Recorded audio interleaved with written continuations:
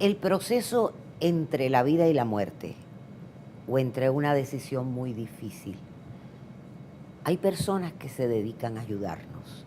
Tiene un nombre, tanatología.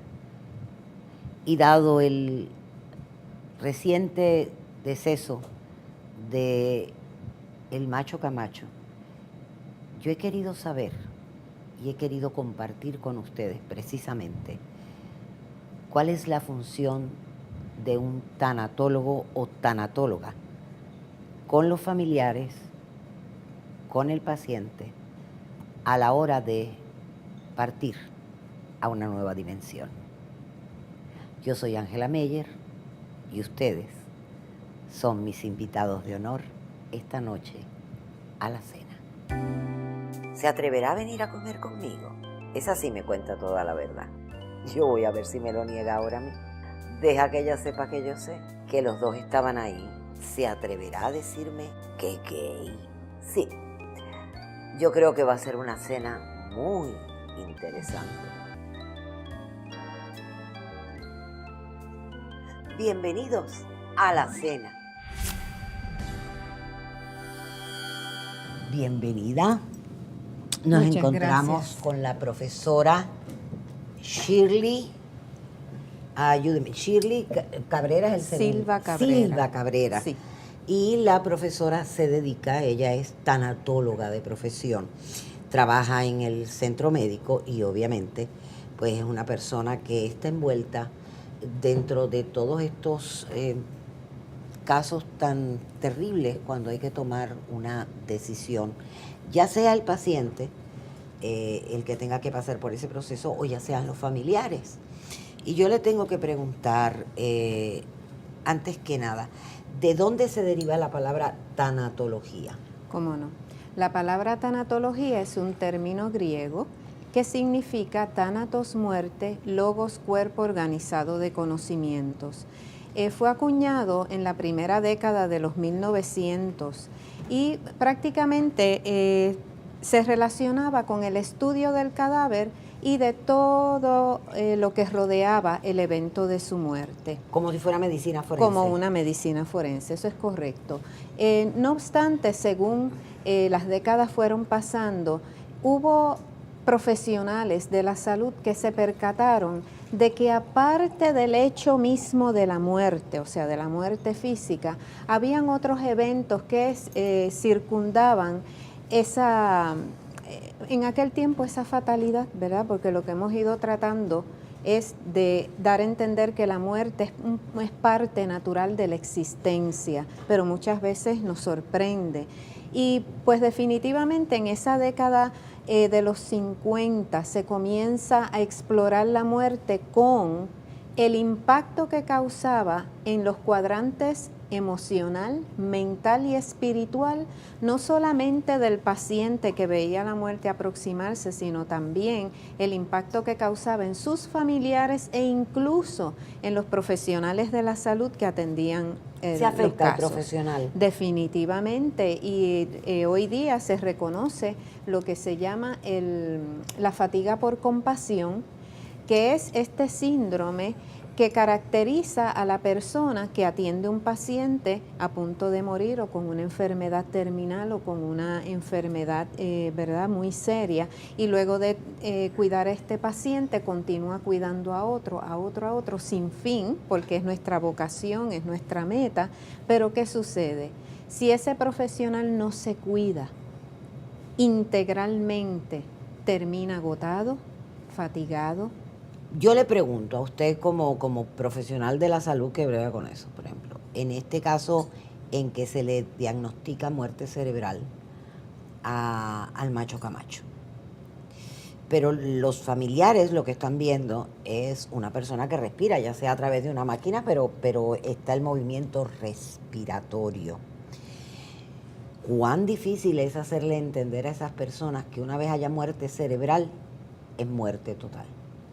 Bien, en este caso pues yo no puedo hacer comentarios sobre casos específicos de la Administración de Servicios Médicos, pero sí le puedo hablar en general Un caso así. sobre, ¿verdad? El impacto que esto causa.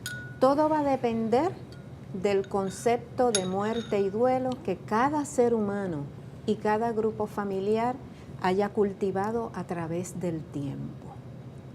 Depende de cómo nosotros pensemos sobre la muerte, es lo que vamos a llevar a los entornos hospitalarios, a las funerarias, es el estilo de nuestros rituales funerarios, va a ser la manera en que nosotros nos vamos a condoler y nos vamos a ir restituyendo después de la muerte de nuestro ser querido, pero todo depende de qué es lo que hemos ido elaborando en nuestra mente y en nuestro corazón a través de nuestro crecimiento y desarrollo. A mí hay una cosa que siempre le he pedido a los médicos cuando voy: no me hablen una terminología que yo no entienda. Sí. Explíqueme en arroz y habichuelas qué me pasa. Yo creo que hay un desconocimiento, porque, dicen muerte cerebral, y muerte cerebral es la ausencia total de impulsos. ¿Qué es muerte cerebral? ¿El cuerpo siente? Hay estudios que dicen que cuando la persona está en un coma profundo puede escuchar. Pero no es lo mismo. ¿Okay? Muerte cerebral ya implica que el cerebro ha cesado total e irreversiblemente sus funciones. No hay forma de percibir, no hay forma de sentir, ya todo está, la persona está muerta. ¿Qué sucede? Comprendo perfectamente lo que usted me dice del lenguaje, ¿verdad? Que se utiliza para dar una notificación de muerte o educar Pero con muerte cerebral, perdone, sí, ¿el corazón puede funcionar? Bueno, lo que pasa es que necesita sostén artificial para que todas estas cosas fluyan, ¿verdad? Por ejemplo, en la muerte cerebral ya hay previamente unas experiencias posiblemente de paro cardíaco. Ya el corazón está afectado, los pulmones posiblemente, otros órganos posiblemente, y por eso es que entonces se le añaden ¿qué? Implementos que van ayudando a preservar un poquito más de tiempo, ¿verdad?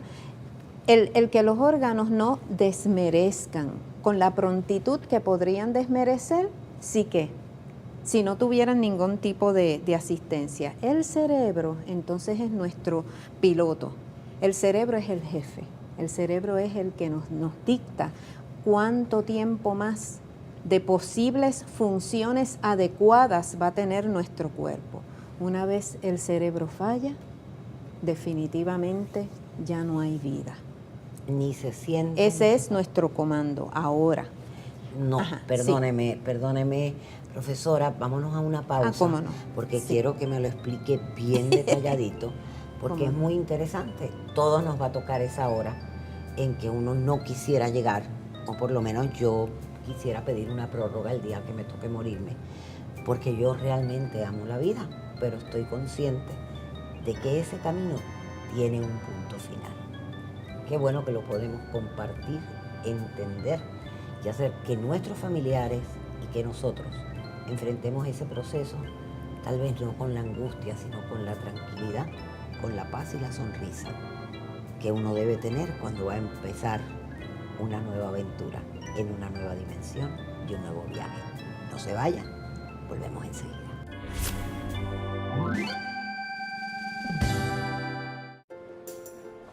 Si es frío y aburrido, no vale nada. Si no me entiende, no vale nada. Si no le interesa mi opinión, no vale nada. Si te da un solo punto de vista, no vale nada. Yo me quedo con el mío, porque mi voz está en Primera Hora, número 1 en la calle.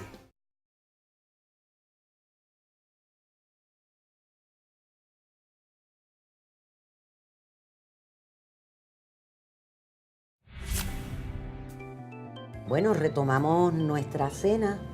Nos tomamos esta crema deliciosa de maíz durante la pausa, porque la verdad es que la charla se hace tan interesante. Aquí está, quiero presentarle a nuestro chef Wesley. Gracias. Chef, ¿qué es esto tan rico que nos trae hoy? Tengo un pork chop con unos vegetales salteados en trufa, aceite de trufa y un majado de calabaza. Dios santo, ¿y el pecado cuál es? El pecado les tengo, ya que estamos en la época navideña ahora, pues les tengo un arroz con dulce, con una salsita de raspberry. Gracias, chef. Buen provecho. A ver, yo no. Sí, además que lo sirve tan bonito. O sea, yo quiero que ustedes vean la maravilla de cómo él ha puesto esta chuleta. Eso a mí me destruye, de verdad. Porque la vamos a destruir. Sí, no, pero es que aparte, ¿usted se cree que a mí me queda así una chuleta en casa? Se me vira toda, no hay justicia. Bueno, buen provecho. Gracias. Le pregunta, es bien interesante porque, mira, si es que la tiene toda picadita. Mira qué Muy bien, bien. y se así hizo, bla, bla, bla, bla, bla, y se cayó. Es muy interesante porque la tanatología no solamente es algo con quien brega o trabaja en casos de muerte terminal, sino en pérdidas de extremidades. Pero me estaba diciendo que hasta dentro de lo que puede ser un divorcio, un tanatólogo puede ayudar a esa persona a enfocar, porque también el divorcio es pérdida, o una separación es pérdida, y las pérdidas, sean como sean. Yo una vez estuve leyendo y fue bien interesante porque decía, de ahí fue que decidí no divorciarme nunca más, por eso no me caso. Porque leí que la pérdida de una relación tarda en sanar el alma 2 años. Bueno, eso es relativo. La literatura tiende a sostener ese principio, pero no necesariamente es así. Cada persona es muy particular en su proceso de duelo, y duelo significa reacción a la pérdida. Esto quiere decir que el ser humano reacciona tanto físicamente, emocionalmente, mentalmente, espiritualmente, y está condicionado por el contexto sociocultural donde nació y donde ha crecido y se ha desarrollado. Por lo tanto, los seres humanos pueden experimentar un mismo tipo de pérdida, pero tardarse tiempos diferentes en pasar por todos los procesos, Las etapas, ¿verdad? de la reacción a la pérdida. Ejemplo, puede haber una persona que tarde más tiempo en reaccionar a la pérdida, en reconocerla, que sería lo primero. Si tú no reconoces que has perdido algo, no puedes tener duelo. Reconocer primero que perdiste a alguien o que has perdido algo valioso, sumamente significativo. Reaccionas a esa pérdida, reexperimentas la relación que tuviste con esa persona o objeto o circunstancia, porque puede ser un trabajo también. Vas a renunciar poco a poco a ese pasado para irte reintegrando a una vida nueva y reinvertir posteriormente la energía que habías invertido en lo que tanto amaste y quisiste y apreciaste en algo totalmente, o en alguien totalmente nuevo. Y por ejemplo, en el caso, un caso como pues de accidente o de una muerte no esperada, etcétera, que no se espera, y de pronto para los familiares se enfoca de una manera diferente, ¿verdad? Porque uno nunca espera ni que, y lo decimos mucho, esto no me puede pasar a mí, o cómo le pasó esto a mi hijo, o cómo le pasó esto a mi hija, el por qué. Hay menos resignación que cuando uno ve. Sí, definitivamente cuando la muerte es traumática, violenta o súbita, inesperada, pueden haber unas reacciones más fuertes que cuando la muerte es esperada. También puede existir, dependiendo de cuál es la causa de la muerte, lo que se llama el síndrome de estrés postraumático, que tiende a mezclarse o a fusionarse con la reacción de duelo. Por ejemplo, alguien que muere en un incendio. A lo mejor muere nuestro ser querido, pero yo fui testigo de esa fatalidad. En mi mente yo puedo ir reproduciendo escenas de lo que ocurrió por un tiempo hasta que con intervención profesional yo vaya disminuyendo la réplica o la repetición de esas imágenes en mi mente, pero ese no es el duelo, eso sería ¿qué? Si cada vez yo oigo, vamos a suponer una explosión, pienso que es un fuego. Esos son ¿qué? Reacciones postraumáticas, de estrés postraumático. Mientras que el duelo, pues entonces ya sería la añoranza por el difunto, el yo llorar porque no está conmigo, yo decir es que yo no puedo vivir sin él, pero son dos procesos que pueden estar bien arraigados y eso es bien difícil, tener estrés más un proceso de duelo encima. Pero eso ocurre principalmente cuando las muertes son violentas, traumáticas, posiblemente no haya estrés postraumático, posiblemente sí. O sea, cada caso es tan individual que existen teorías y modelos para tratar de explicar lo que es un proceso de duelo, pero yo lo que diría es que no nos debemos apegar a que nada es absoluto. Todas son verdades relativas, porque tan diferente es un individuo de toda la humanidad como toda la humanidad respecto a ese individuo. Las teorías lo que nos dan son como unas guías que debemos de tenerlas porque necesitamos de alguna forma comprender el inmenso mundo emocional y mental del ser humano y sobre todo unas manifestaciones espirituales que independientemente del origen que tengan y de la razón de ser que tengan, son experiencias espirituales significativas para el doliente e incluso para el mismo paciente que va a enfrentar la muerte. Explíquemelo ahora mucho más claro porque me llama la atención que toque ese tema de lo que le llaman la experiencia espiritual. ¿Cómo no? Que es a través, me imagino, de la fe, de la religión, de las sensaciones, de cómo uno se siente dentro de sí. Pero, por ejemplo, le pregunto a usted como profesional de eso, y aunque se desvíe un poquito. ¿Cómo no? El día que murió mi abuelito, en el justo momento a mí me movieron la cama. Bien. El día que murió mi tío, yo abrí la puerta de mi casa y el olor no es jazmín, ¿cómo se llama la florecita blanca? Azucena. Sí, las conozco. Era una cosa, pero era tan fuerte que era nauseabundo. Usted sabe cuando los olores son muy fuertes. Y yo recuerdo que en aquel momento que yo estaba casada con Benito de Jesús, le dije, mi tío acaba de morir. Porque fue como un dolor aquí. Y un olor a flores tan extraño. Y siempre a mí me ha llamado la atención de que de alguna forma, y lo he experimentado, cuando hay una pérdida de un ser querido posteriormente, ¿es la mente o realmente uno los ve al tiempo que uno dice, lo vi y estaba bien? ¿Qué es lo más importante? ¿Qué sería lo más importante? Ay, que estuviera bien. ¿Sí? Por lo tanto, la ciencia todavía tiene que investigar muchas cosas, muchas. Pero para la tanatología no importa el origen de la experiencia, siempre y cuando te otorgue significado y trascendencia. Bueno, pues si usted está pasando por un proceso difícil, una pérdida, hay muchas formas de uno ayudarse. Y hay muchas formas de uno lograr un bálsamo para el dolor y para el corazón.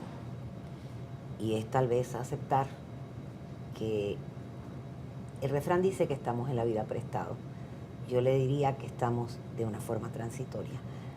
No se vaya, nos vamos a la pausa para nosotros poder comer porque el tema es tan interesante que les tengo que confesar que voy a robarme un momentito en la pausa para comerme esta deliciosa comida con la doctora, ¿verdad? Y después seguimos hablando de un tema tan interesante como la natología. Tanatología. No se vaya. Gracias. Volvemos enseguida.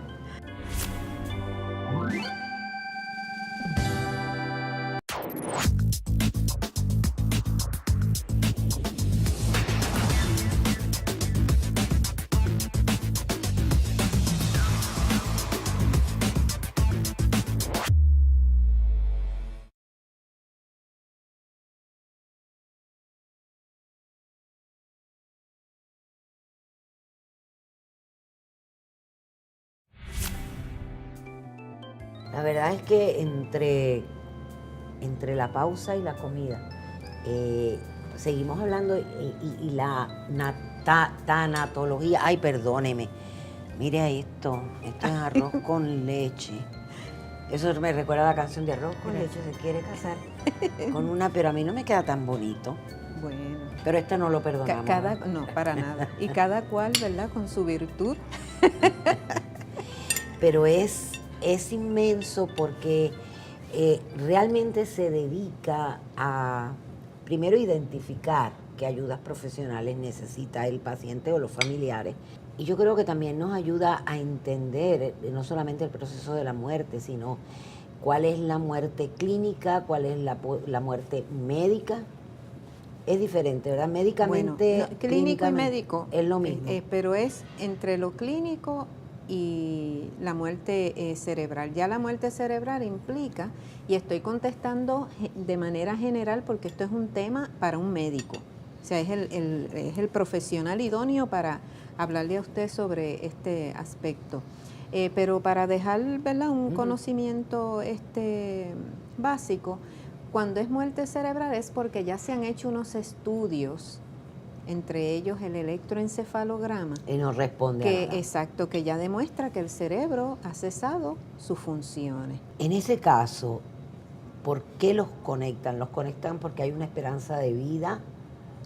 No. Todo va a depender de la circunstancia que los lleva a la necesidad de una resucitación cardiopulmonar, ¿verdad? Ocurre un accidente, pues hay que dar unas ayudas.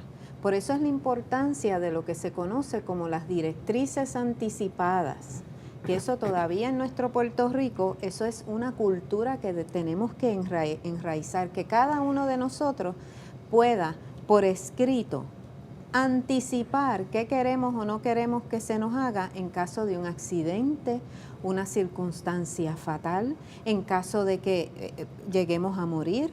Son instrucciones específicas de cómo queremos que se nos maneje. Si no existe un documento que diga, mira, si a mí me pasa tal o cual cosa, yo no quiero que se me entube, yo no quiero que se me resucite, que me dejen tranquilito, yo no quiero que se me dé ningún tipo de ayuda. Si no existe ese documento, todo el personal de salud tiene que rescatar, hacer las medidas de rescate pertinentes a ese ser humano. Y ahí es que vienen los procesos de conexión, o lo que llamamos las intubaciones, ¿verdad? En el lenguaje un poquito más sencillo. Y entonces viene el ventilador mecánico, pueden venir las alimentaciones artificiales, pueden venir las transfusiones, puede venir toda una serie de medidas de rescate. En el tiempo, pues entonces se observa si ese paciente va recuperando o no, si va respondiendo al tratamiento o no.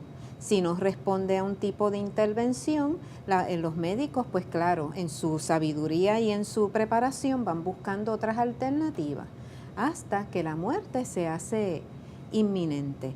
En el caso de que luego de una intubación o luego de una intervención médica, la familia desea que se les retiren modalidades de tratamiento, eso aquí en Puerto Rico no es posible, a menos que ya la finalidad de esa modalidad o intervención médica no tenga razón de ser.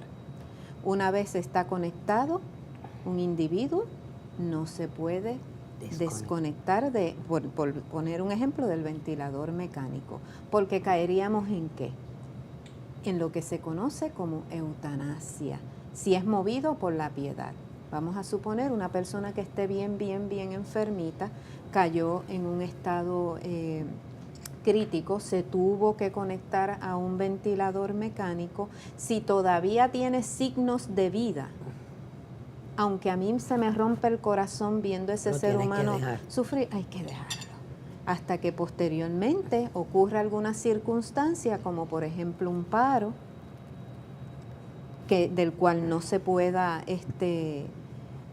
rescatar al paciente, pues definitivamente, a menos que no ocurra algo extremo que definitivamente demarque que ya murió, no podemos desconectarlo. Eso aquí en Puerto Rico todavía En definitiva, el médico entonces sería el que toma la decisión final en Puerto Rico.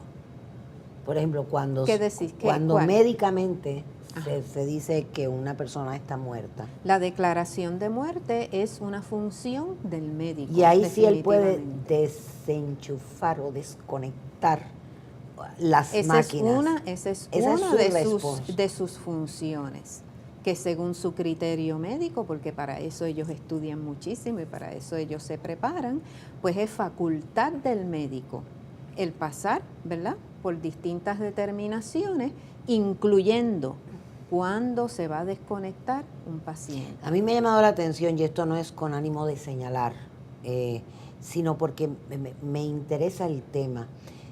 No solamente en este caso reciente, sino en el caso del niño, hace como 2 meses atrás, casos anteriores donde, aunque se les declara clínicamente muertos, les dan un espacio a la familia para que tomen la decisión de desconectarlos. Porque finalmente entiendo que sería en ley el médico el que decide desconectar. Pero ese es un acto de humanidad, es un acto de cortesía. ¿Por qué? Y es algo que... ¿Por qué se les da ese es espacio algo para prepararlos? que yo entiendo que distingue a nuestra isla, definitivamente. Se le da esos espacios en unos... Más ¿verdad? que nada para que la familia lo acepte. Pero, definitivamente es algo que impacta en todas las esferas. Nos mantenemos trabajando en equipo, porque tenemos que seguir trabajando en equipo, pero quisiéramos que nuestro pueblo, nuestra islita, viera que cuando ya hay una declaración de muerte cerebral, eso ya es definitivo. En el corazón de cada ser humano, cuando tenemos la esperanza de que haya un resurgir de ese ser amado, que pueda resucitar de momento, que pueda retornar a nuestros brazos, yo pienso que el Creador lo haría en el momento que Él quisiera, y hubiera dependencia o no hubiera dependencia de un ventilador mecánico. Me encantaría poder continuar esta charla, porque creo que nos sirve mucho de orientación. De la muerte no es un tema que se guste hablar, y mucho menos compartir en una cena. Pero si entendemos que es un tema tan natural como decir la vida, como decir que fuimos al teatro, como decir que tengo catarro, aunque quizás no se reciba con tanta alegría, y podamos enseñarle así a nuestros niños, tal vez veamos ese proceso de pérdida, no como una pérdida total, sino como un hasta luego, si es que usted cree que en esa otra vida uno se va a volver a encontrar. Yo sí creo que me voy a encontrar con todos mis seres amados, y yo sí creo que vamos a ser todos los felices que una vez fuimos en la tierra. Muchas gracias por acompañarnos. Un honor compartir con usted. A ustedes, pues los espero la semana que viene con un programa que les va a encantar. Gracias por estar con nosotros esta noche. Ustedes han sido mis invitados de honor. Ella, mi invitada de lujo, en un tema que era necesario hablar. Hasta la próxima semana. Yo soy Ángela Meyer. Que pasen una linda noche.